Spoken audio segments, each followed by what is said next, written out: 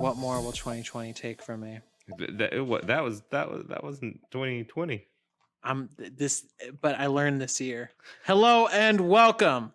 My name is Alex Gonzalez, and with me today is my good old friend Je. Hey, that's me.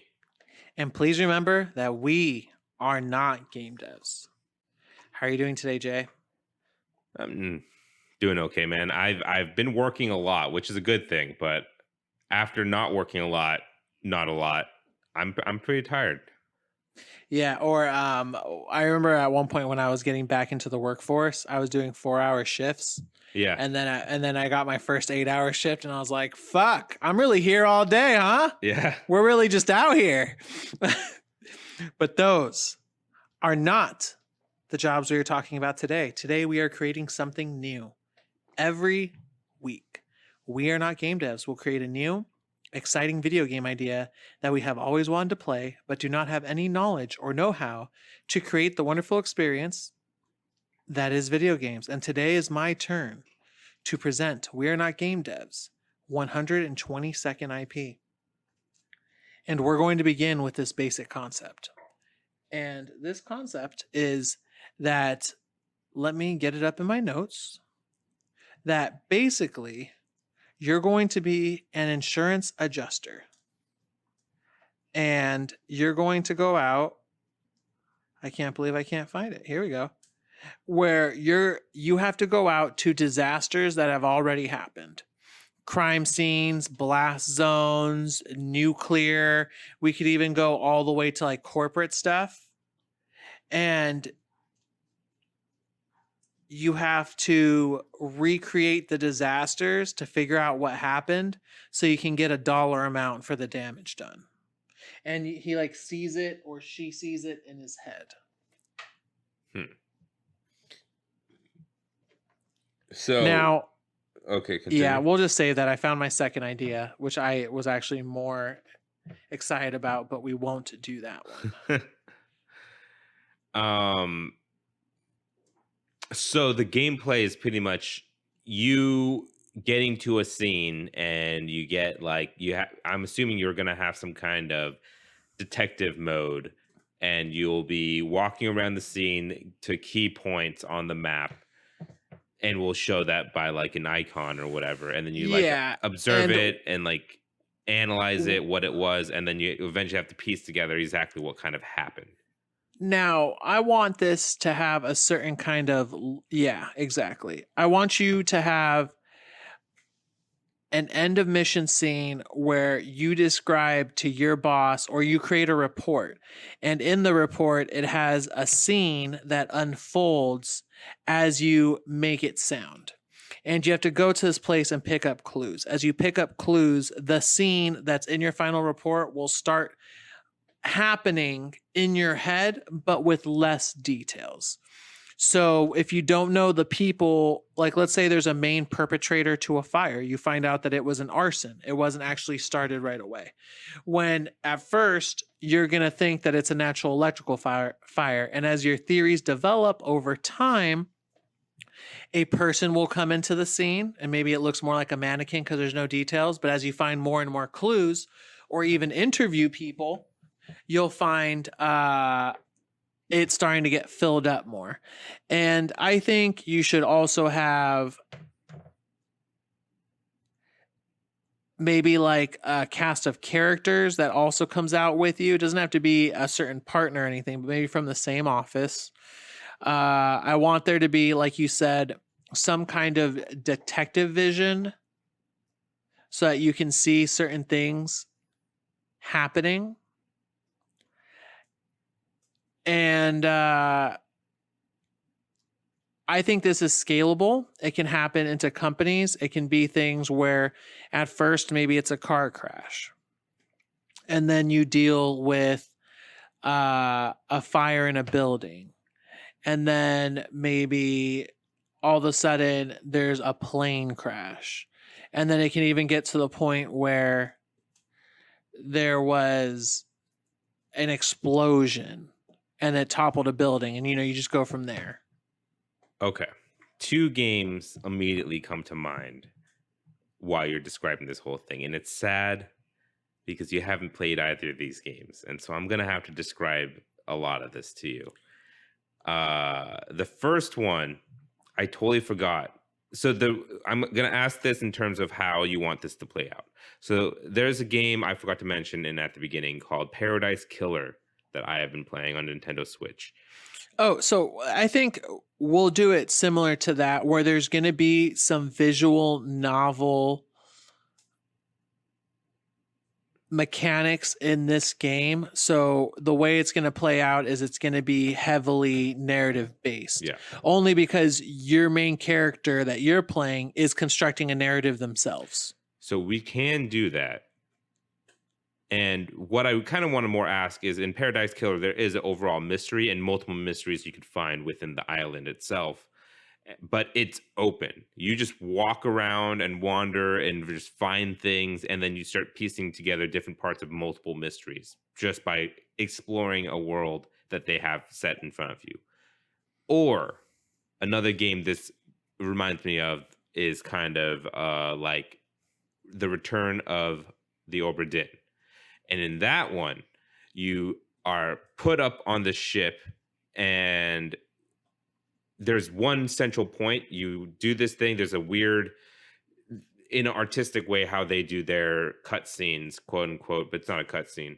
But how they do it is you find that, and then it opens up another path, and then you go there, see that one, and then it opens up another path, and eventually you have multiple paths to explore. But they kind of channel you so you learn in a certain order, even if you could pick at certain points, but you learn certain details at certain times, so you don't know the whole story until you're further in the game.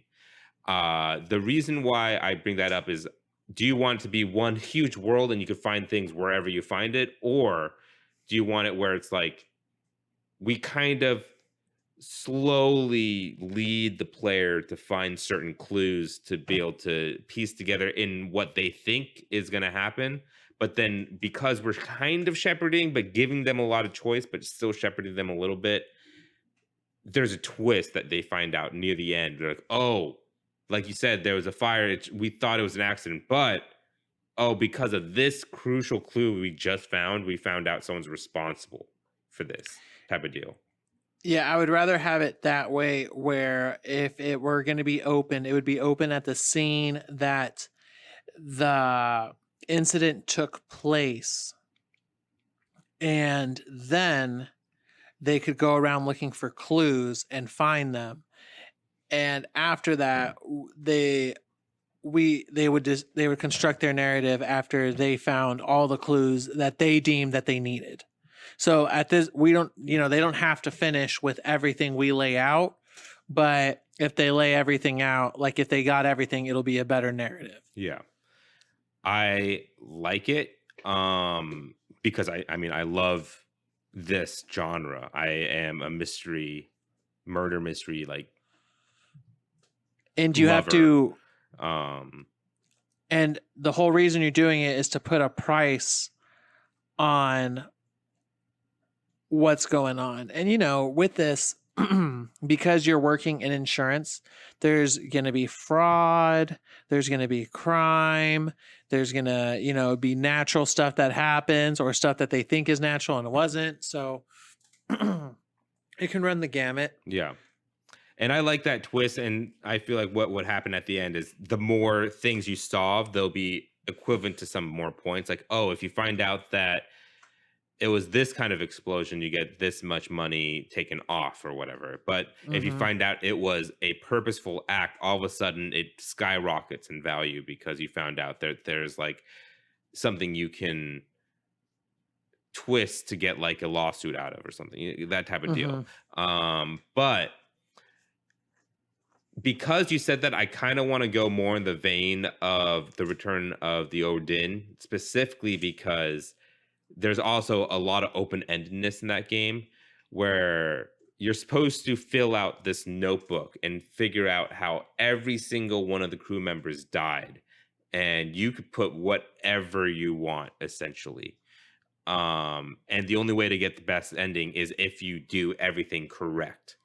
And there's like I don't remember the numbers. Sorry if anyone gets pissed off. It's like 52 crew members that you have to figure out exactly how they died and by whom, if that is applicable, or if they didn't die. And I think that structure could work really well in this game, where you could find things and you could think it happens a certain way, and you could get points for it even in this game. But there is a true answer to the T for everything. And if you find it all correctly, then you get the best ending possible, type of thing. Yeah, we can do stuff like that where you can have a better ending than other endings. Um, I want it to be fun. I want it to be interactive.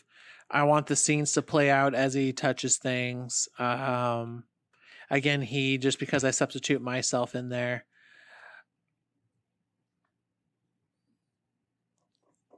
Now, for main stuff, I imagine the art being pretty realistic here. To the likes of that, it looks like people in a universe, so it's proportional. They've all got 5 fingers. He's going around looking at a scalable place. That way, it all feels right in terms of like a walking simulator or anything like that. How would you like the idea that the main character that you play is like a new kind of AI specifically designed for this? And so that gives you specific Oh yeah, the abilities. detective Yeah, vision, and he can scan materials and piece be things able together to. in terms Yeah, of. no, I like that for a narrative device. That way he doesn't have to go back, or now I guess it's it and they. It doesn't have to go back to where they come from to analyze anything. It's just right there and then. Yeah, no, that works perfect. Right. And so that obviously puts this in a more sci-fi universe. And now you can, now there's cyber terror threats and enemy AI and stuff like that. No, that'll be a cool, interesting twist. Maybe as you're going from scene to scene, in the underlying story, you could find out like, yeah, there's some kind of anti-AI group that are doing like small attacks throughout the city. And then if you find enough clues and find out most of these scenes that you're investigating are purposeful, you can like link it together to this group that's like a rebellion or whatever against the AI type of deal, Yeah. All right. I like that. I like where this is going. We have the art down as realistic. The music to me is going to be very instrumental, but it's going to be reactive to what the player's doing. So if you find a big clue, the music's going to swell. As you're looking around, it's going to have a very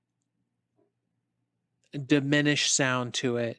Maybe a couple of beats, very elevator music-esque as you're searching around. But, as you uncover more and more, the music is going to swell and get more exciting.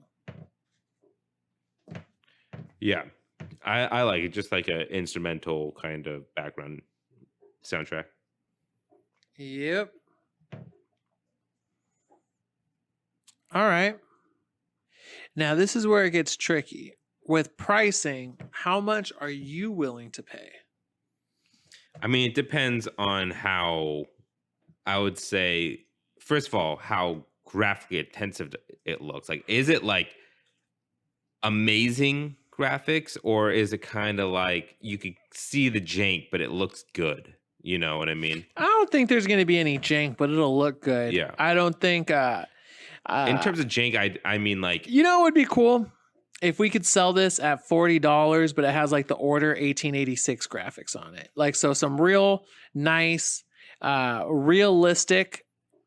Because I feel like this game would sell better if people were like, have you played that game? The scenes unfold are insane. The graphics are great, but you're just kind of going around and building a narrative. So I could see that kind of helping prop it up where it wouldn't be a selling point necessarily, but if the game looked really nice, I'm sure it would help things. Well, it always does, but I think this would lend a little bit more in the sense that they're trying to tell a story. Yeah. Okay. It I could see it definitely at the $40 price range. And being like a maybe 15-hour game. Okay. Yeah, most definitely.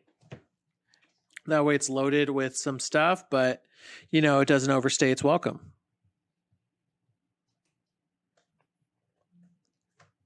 Well, Jay, you better get your timer out because we're going to name this game.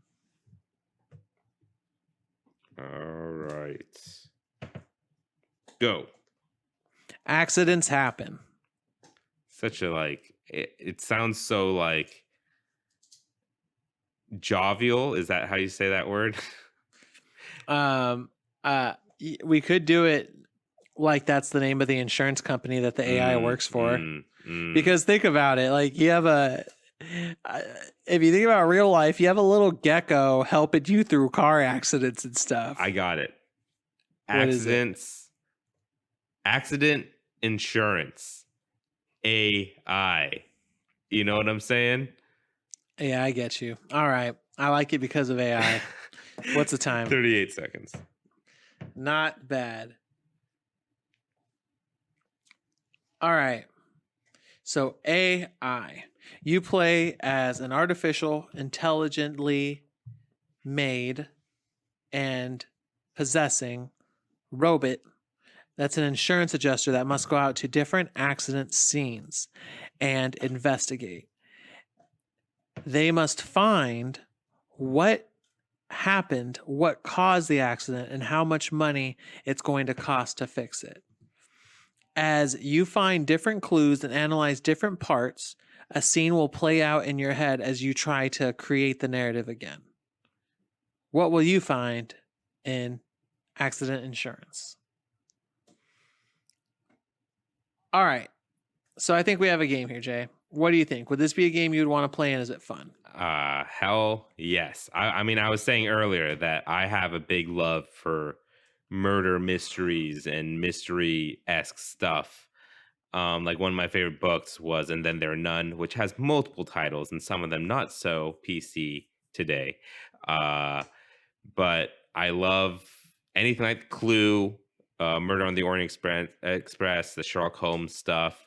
That's just my jam. And being an adventure game fan, this isn't necessarily like a traditional point and click adventure game, but it stemmed from that genre, and it's really pretty much what my favorite genre of video game is this genre of video game.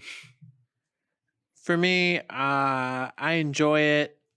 I thought it was an interesting idea. I like it more now that it's in the future because we can do different things. All of a sudden, this is going to be an old anime reference, probably date me, but now we can do some Ghost in the Shell type of shit where they had some mystery things that would happen where they kind of pull the rug out from under you at certain times. So I'd really enjoy that. All right. Now that we got a complete game, what game studio would you assign to be able to make accident insurance the best? I mean, I got two different entities that I would love to make this game, but they are both in complete different directions. First of the two, I should say, is Quantic Dream, which is definitely, I think, what you are kind of going for in your vision of this game. I think Quantic Dream could do really well. Their games look great. They have Detroit. Yeah, Detroit, Heavy Rain, Beyond Two Souls, or whatever that game was called. If they just made one that's more focused and actually try not to do like too much storytelling like directly, but just kind of more of like lore storytelling, but make each level enticing, like have it more feel like levels instead of you're watching a movie. I guess that kind of goes against their whatever, like their statement or whatever, where they want to make like interactive movies or whatnot. But if they just made it a game and made these levels shine and then have really good lore behind it, I think they could do something cool with this. I definitely think so. Another one for me, because it's in the future, I think it would be a weird story, and we could have different things because of the AI. Kojima Productions comes to my mind. I would want some fucking killer cutscenes, where it would be maybe at this point, if it's Kojima Productions, you're gonna have some type of B-roll where it shows an accident taking place, and you see like an android walking through it, observing everything calmly as it's all happening around him, and then the credits will roll with accident insurance on it and Kojima right under it. But I seriously think that with the futuristic setting and where it comes from and kind of the wily ideas, he would definitely have an interesting take on this. I know we throw him out a lot, but I really mean it in this sense. Yeah. My last one, it has to be Lucas Pope, developer of Papers, Please, and most importantly, The Return of the Obra Dinn. Problem is, he's one man. And so this game won't look the way that you are picturing it, because The Return of the Obra Dinn, one of the biggest draws to it was its art style. Fantastic art style. But I think, I mean, he's done Return of the Obra Dinn. It's this game essentially, but on a ship. But man, he would do something very compelling with this, and I would want him to do it. Yeah, the only other people I'd say would be Ready at Dawn. They're the ones that are behind the Order 1886. That's kind of the visual style I want to do. They'd have to bring it up into the future, and I know their gameplay was about shooting and stuff like that, so I don't know how much it would match with what we're doing, but I thought I would just throw their hat into the ring too. And with that, our 122nd IP has gone gold. We hope you look forward to this experience that will probably never release. You can write to @poundgames@gmail.com if you have anything to patch into the game we created today. Also, give us feedback. We're still learning how to make this show better, and your feedback really helps. We have a Patreon. If you'd like to back our ideas, please head over to patreon.com/wearenotgamedevs. Patrons receive episodes 2 days early and an extra podcast at the beginning, which you caught the tail end of our conversation at the beginning of this episode. That's patreon.com/wearenotgamedevs. If you liked our show, why not subscribe and give us all the stars on Apple Podcasts, Google Play Store, Spotify, YouTube, and more. If they ask for a review, instead of reviewing our show, become your and review Accident Insurance, the video game we just created today. Thank you for joining us. We'll be back next Friday with another new IP. Again, my name is Alex Gonzalez. And I'm Jay Yee. Thank you, and please remember that we are not game devs. Everyone has to Start play singing. Return of the Obra Dinn. It's a requirement. It's so good. Now, I don't know why, but Return of the Obra Dinn in my head is in the same file folder and gets mixed up with Okja, the movie. Not even close. I can't tell you why. I don't know if they came out at the same time. No. But now, on top of that, you know what's in the same folder too? Parasite, because I think it's the same director. It is the same director as Okja. You're correct. Yeah, I don't know.